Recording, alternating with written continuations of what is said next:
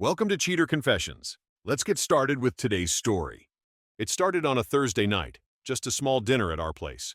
Stacy had invited her friend Julia, and I'd asked my buddy Freddy to join. Nothing fancy. Pasta, a bottle of wine, and low music. The kind of evening meant to feel easy. For the first hour, it felt good. Julia was laughing about a client who mixed up event dates. Freddy was teasing me about my cooking, and Stacy was on her phone between bites, pretending to listen. Then Freddy grinned and said, "So, Craig, how's married life treating you? Still sticking to that strict budget?" I laughed. "Trying to. Someone in this house thinks Amazon is a necessity, not a luxury." Julia chuckled. "Oh, come on. Everyone overspends sometimes." Stacy finally looked up. Maybe if someone didn't act like every coffee order was an investment decision, I wouldn't have to. I smiled, keeping it light. Budgeting's just how I keep us on track. Mortgage, bills, groceries, it adds up. Stacy rolled her eyes. "Yeah, but it's not like you're broke, Craig. You could loosen up once in a while." "Loosen up how?" "We just went out last weekend," I said. She crossed her arms and, with a little laugh that wasn't really a laugh, said, "You know, my ex, William, would have never treated me like this." The room froze. I felt my stomach tighten, but my face stayed still. I looked at her. "What did you just say?" She crossed her arms. "You heard me. William treated me like a priority. He didn't act like every expense was a burden." I didn't raise my voice. I didn't even blink. I just looked at her for a moment, then reached for my phone. "You remember that charity event last year? William was there. We actually talked for a bit afterward. We exchanged numbers because he mentioned some accounting advice he needed." Her smirk twitched. "You wouldn't—" The ringtone filled the silence before she could finish. "Craig?" "Hey, man," came a voice from the speaker. "Long time." "Hey, William," I said evenly. "Quick thing. Stacy just said you never argued with her about money, that you always took care of her expenses. Is that true?" There was a pause, then a dry laugh. "No, man. I stopped paying when I realized she just wanted a wallet, not a partner. Good luck with that." The line clicked off. The silence that followed was heavier than any shout. Stacy's face drained of color. I stood and said quietly, "We'll talk after everyone leaves." No shouting, no drama, just calm finality. That was the night I realized this wasn't about money anymore. It was about respect, and mine had just run out. When I first met Stacy, she was different, or maybe I just wanted her to be. She worked as a freelance stylist, always running around with clients, fabrics, and camera shoots.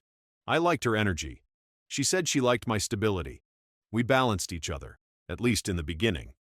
The first year was smooth. Dinners out, weekend trips, that constant excitement of learning someone new. She'd talk about her ex, William, here and there, but always like he was ancient history. "He never appreciated me," she'd say. I believed it. We got married after 2 years together. 6 months into living together, things started to shift. Small comments at first. William always picked the better restaurants. My ex didn't make me budget everything. She'd follow them with a soft laugh like it was harmless, but the message stuck. I brushed it off, thinking maybe she was just venting. Everyone compares now and then, right? Then came the money stuff.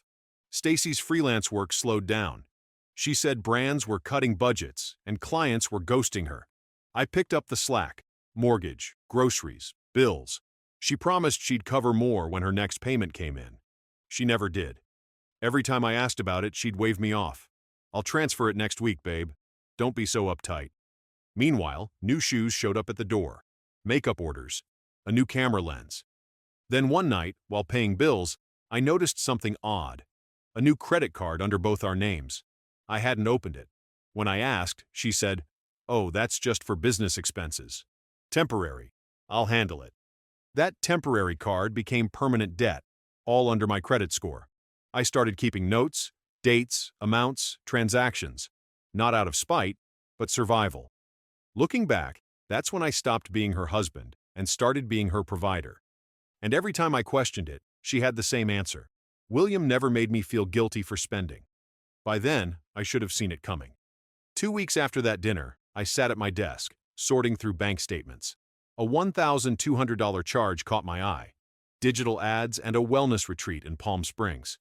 both under that temporary business card Stacy had opened months ago.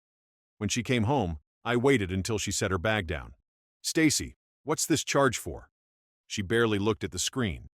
"Brand growth. I told you about that retreat. You said it was an idea, not booked." "Well, I had to move fast. Spots fill up." "With my credit card?" She sighed, annoyed like I was scolding a kid. "Craig, this is how business works. You spend to grow. Don't make it a thing." I took a breath. "You've missed 3 months of your share of the mortgage. You used my name to open a card. Now you're charging retreats.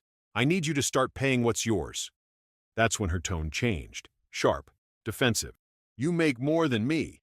What's the big deal? It's not like I'm asking for much." "You're asking for me to cover your career, your car, your life," I said quietly. She slammed the counter. "William never complained about supporting me. He understood what it means to invest in your partner." I didn't respond right away. Instead, I pulled out my phone and said evenly, "Let's ask him." Her eyes widened. "Don't you dare." But I was already dialing. "Hey, William," I said when he picked up. "Did you ever pay for Stacy's retreats or business expenses?" He let out a tired laugh. "Yeah, once. Thought I was being supportive. Next thing I knew, she was asking if I could co-sign a car lease." I thanked him, hung up, and placed the phone on the counter. Stacy's face was red, her jaw trembling between anger and embarrassment. "You're insane," she snapped. "That's abusive." "No," I said calmly. "It's clarity." She started crying, switching from fury to guilt in seconds. "You're overreacting. I just needed help. I've been helping. For a long time. This stops now." I gave her until the end of the month to settle her part of the debt and told her she could stay with her sister Jasmine while we separated finances. That night, she slept on the couch. I didn't sleep at all. The next afternoon, Stacy showed up with backup. Her mother, Patricia, and her friend Tessa followed her into the apartment like they were walking into a courtroom. "Craig," she started, voice sharp but sugar-coated, "we need to talk about how you're treating my daughter." I gestured toward the dining table. "Sure, have a seat." Stacy crossed her arms. "You embarrassed me in front of everyone. You called William. You made me look crazy." "You said his name," I replied. "I just gave him a chance to confirm it." Tessa jumped in. "You're twisting it. She's just stressed, and instead of helping her, you're throwing her out?" I stayed calm. "She's not being thrown out. She's moving in with Jasmine while we separate bills. That's fair." Patricia leaned forward. "A husband provides, Craig. Real men take care of their wives." Without a word, I slid a folder across the table. Inside were printouts, bank statements, missed transfers, screenshots of charges. "She's 3 months behind on her share of the mortgage.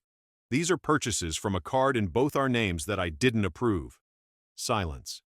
Stacy's face hardened. "You're keeping tabs on me now?" "I'm keeping records," I said. She stood abruptly and stormed toward the bedroom. I heard drawers opening, hangers clattering. A minute later, she came out carrying boxes and my grandfather's old film camera. "That's not yours," I said. "It's ours," she snapped. "We used it together. I used it before I met you. Put it back." She hesitated, then tossed it onto the couch.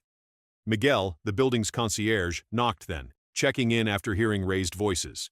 I asked him to stay a minute as a witness while I helped carry her boxes out. When everything was packed, I handed her a list. Every item she brought here, every payment due, every date. "You're unbelievable," she said. "You'll regret this." "Maybe," I said, holding the door open, "but not tonight." She left without another word. The place finally went quiet. 2 days later, Freddy texted me a screenshot. Stacy had gone public. A long post filled her feed. How I was controlling, how I monitored her spending, and how she'd escaped an emotionally cold marriage. She painted herself as the victim of a stingy husband who didn't understand her dreams. She even wrote, "Some men just can't handle strong women." I read it twice, not angry, just tired. There was no point replying. People believe whatever fits their story. Later that afternoon, an email arrived from Stacy. Subject line, "Invoice for emotional labor." She attached a file, $2,100 for creative consulting, brand support, and emotional strain during marriage. I almost laughed. Instead, I sent one message back, a PDF of her unpaid share of the mortgage, utilities, and the joint credit card bill. Each amount listed clearly, every receipt attached. At the bottom, I wrote, "Once you settle these, we can discuss emotional invoices." That was all. No insults, no arguments. That night, a message popped up on Facebook. It was William. "Man, I saw her post. Just wanted to say, sorry you're dealing with that. She did the same thing to me." He sent screenshots, old messages, identical wording to what she'd posted about me. Different man, same story. An hour later, a comment appeared under Stacy's post. It was from Noah, another guy I didn't know. "Funny, she said the same thing about me years ago." Within minutes, the thread turned against her. People started asking questions. Then quietly, she deleted everything. But the damage was already done. To her credibility, not mine. For the first time in months, I didn't feel angry or trapped. Just done. I thought it was over. I was wrong. Because a week later, she came back. It was 1:30 p.m. when the pounding started. I already knew who it was before I checked the peephole. Stacy stood outside, half leaning on the wall, makeup smudged, eyes glassy. Next to her was a tall guy I'd never seen before, early 30s, gym build. "Craig," she slurred. "I left my tablet here. Let me in." "You moved out, Stacy. If you forgot something, I can check the boxes in storage." "I need it now," she snapped. "You're still trying to control me." Typical. The guy looked awkward. "Is this your husband or—" "Ex," I said flatly. "And she's exaggerating." Stacy turned on him. "Don't talk to him. He does this, twists everything." I stayed calm. "Your tablet isn't here. Miguel has a record of everything that left the apartment." From the hall corner, Miguel appeared like clockwork, arms folded. "Everything was logged during the move-out. There's nothing left." She glared at both of us, voice rising. "You're all against me. You're jealous because I've moved on." The new guy stepped back. "Look, I think I'm gonna go." "Liam, don't you dare," she started, but he was already heading for the elevator. She turned on me again. "You ruined my life." I said nothing, just kept the door half closed. When she realized I wasn't reacting, she yelled a few more things, then stumbled down the hall. The next morning, I filed a small claims case for the unpaid rent and unauthorized charges. Nothing emotional, just paperwork. Around noon, Patricia called. "She's saying you locked her out illegally," she snapped. "The mortgage and title are in my name," I replied. "And she moved out voluntarily. Check with Jasmine if you want the truth." There was silence, then a sigh. "She hasn't paid Jasmine either." "Then I guess the pattern continues," I said. By sunset, I felt something shift, not revenge, just closure starting to form. 2 weeks later, we sat across from each other in a neutral little office. The mediator, a calm woman in her 50s, shuffled the papers between us like she'd seen 100 versions of this story before. Stacy showed up dressed for war. Perfect hair, business blazer, fake smile. She greeted me like we were catching up over coffee. "Craig," she said sweetly, "let's just be adults about this." "That's the plan," I replied. She started first. "I was under emotional distress. He was controlling, critical, constantly tracking my spending." The mediator looked at me. "Mr. Lawson?" Without raising my tone, I slid a folder across the table. Inside were screenshots of her posts, her so-called invoice, bank statements, and proof of her unpaid portions. Everything's dated and documented. I'm not here to argue. I just want my share reimbursed and her false statements removed. For a moment, she just stared at the papers. The mediator glanced between us, then said gently, "Miss Stacy, it seems Mr. Lawson's records are consistent. Would you agree to a repayment schedule and to remove all public accusations?" Stacy's jaw tightened. "This is ridiculous. You can't put a price on emotional damage." "Maybe not," I said, "but you can on debt." Silence stretched. Finally, her own representative leaned in and whispered something. She nodded stiffly. "Fine. I'll sign." She scrawled her name on the agreement, hands shaking, muttering under her breath. As we stood, she said quietly, "You think this makes you the good guy?" "No," I said. "Just the finished one." When I got home, I slept through the night for the first time in months. 3 quiet weeks passed after mediation. No messages, no knocks, no chaos. For the first time, the apartment actually felt like home again, not a battlefield. The divorce moved faster than I expected, maybe because deep down, Neither of us had anything left to fight for. One evening, my phone rang. It was Patricia. Her voice sounded different this time, tired instead of sharp. "Craig," she said softly, "I owe you an apology. Stacy's been staying with Jasmine, and it's been hard. She refuses to work, argues about everything, and blames everyone. I didn't realize how much you carried." I kept my tone even. "I hope she figures things out. She's seeing a therapist now," Patricia added. "That's good," I said. After we hung up, I sat for a while.